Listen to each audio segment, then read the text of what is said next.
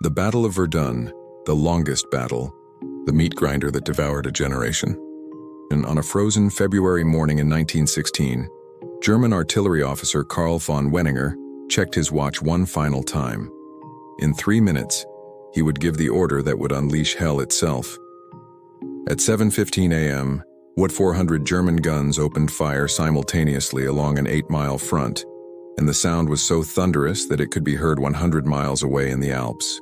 What followed would become the longest single battle in human history, a 10-month nightmare that consumed nearly 1 million lives and transformed the very concept of modern warfare. But here's what most people don't know. Verdun wasn't supposed to be about winning. It was designed to bleed France white. German Chief of Staff Erich von Falkenhayn had conceived something unprecedented in military history. Not a battle to capture territory, but a calculated slaughter machine. He chose Verdun deliberately because he knew the French would defend it at any cost. This ancient fortress city held such symbolic importance to French national pride that its loss would be psychologically devastating. Falkenhayn's plan, codenamed Operation Judgment, wasn't to take Verdun quickly. It was to create a killing field where German artillery would methodically annihilate the French army as it rushed to defend the city. The mathematics of murder were coldly efficient. Force France to feed troops into a narrow salient where German guns could massacre them from 3 sides. Falkenhayn predicted he could kill 5 French soldiers for every 2 Germans lost. He believed France would either accept this blood ratio and bleed to death or abandon Verdun and suffer catastrophic morale collapse. It was perhaps the most cynical military strategy ever devised, and it very nearly worked. The man who swore, "They shall not pass." Enter Philippe Pétain, the 60-year-old general who would become France's savior at Verdun, only to later become its most infamous traitor during World War II. But in February 1916, Pétain was the right man at the right moment. Unlike other generals who treated soldiers as expendable chess pieces, Pétain understood something revolutionary, that soldiers were human beings whose suffering mattered. When Pétain arrived at Verdun on February 25th, he found chaos. The Germans had captured Fort Douaumont, the most powerful fortress in the world, with only a handful of casualties. French troops were on the verge of breaking. Pétain's first act was to reorganize the single road connecting Verdun to the rear into what became known as La Voie Sacrée, the Sacred Way. Along this 50-mile lifeline, 3,900 trucks ran in continuous rotation, delivering 50,000 tons of supplies and 90,000 men per week. One truck passed every 14 seconds, day and night, for 10 months. Then Pétain did something that had never been done before. He instituted a rotation system. Instead of leaving units at the front until they were destroyed, he cycled them in and out regularly. Nearly 70% of the entire French army would eventually serve at Verdun, spending weeks in the hell of the trenches before being relieved. This prevented any single unit from being annihilated and spread the burden and trauma across the entire nation. The landscape of apocalypse. What was it actually like at Verdun? Imagine a moonscape where the earth itself seems to be vomiting steel and fire. In some sectors, German artillery fired 100,000 shells on a single square kilometer in a few hours. The bombardment was so intense that it literally changed the landscape. Hills disappeared, valleys emerged, and forests were transformed into fields of splintered matchsticks. French soldier Alfred Joubert wrote in his diary, "Humanity is mad. It must be mad to do what it is doing. What a massacre, what scenes of horror and carnage. I cannot find words to translate my impressions. Hell cannot be so terrible."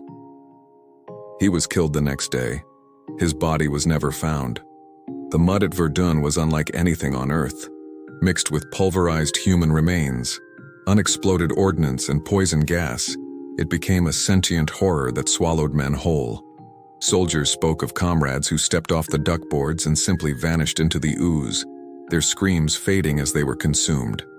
The smell, a mixture of rotting corpses, poison gas, and excrement, was so overwhelming that men vomited constantly. The battle within.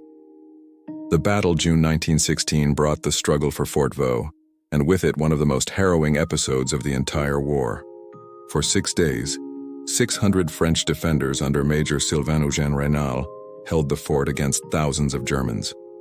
Fighting occurred in pitch-black corridors with grenades, flamethrowers, and bayonets. The Germans used poison gas, pumping it through the ventilation system.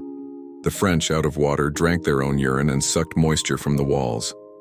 When Raynal finally surrendered on June 7th, his captors were so impressed they allowed him to keep his sword, an almost unheard-of gesture of respect. But here's the twist that captures Verdun's futility. The Germans held Fort Vaux for exactly 4 months before the French retook it. Thousands died for a pile of rubble that changed hands and meant nothing strategically. The turning point that nobody saw by July, Falkenhayn's strategy was collapsing.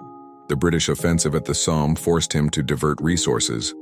But more critically, his 5-2 kill ratio was proving illusory. The Germans were dying almost as fast as the French. In October, French forces under General Robert Nivelle launched a methodical counteroffensive using new tactics. Massive artillery preparation followed by infantry advancing behind a creeping barrage. On October 24th, in a poetic reversal, the French recaptured Fort Douaumont. On November 2nd, they retook Fort Vaux. By December 18th, they had pushed the Germans back almost to their February starting positions.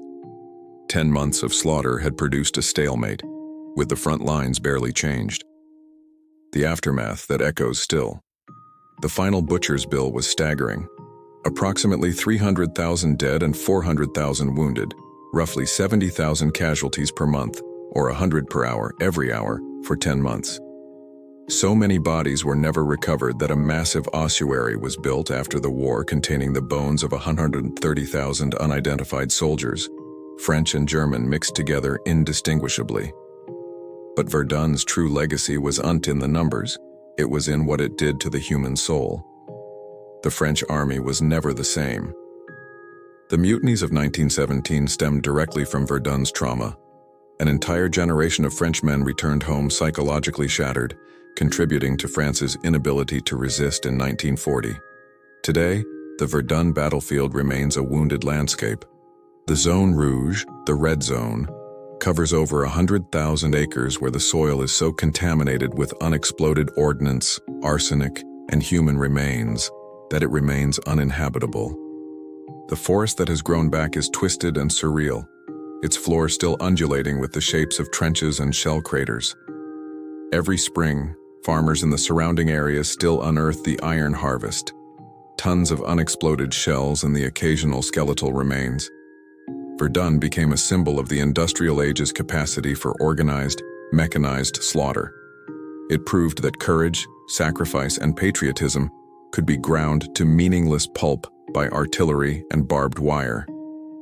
Perhaps that's why the phrase that emerged from Verdun, "Ils ne passeront pas," they shall not pass, resonates still.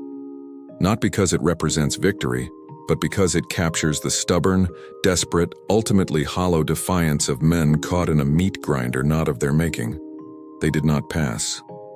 But at what cost?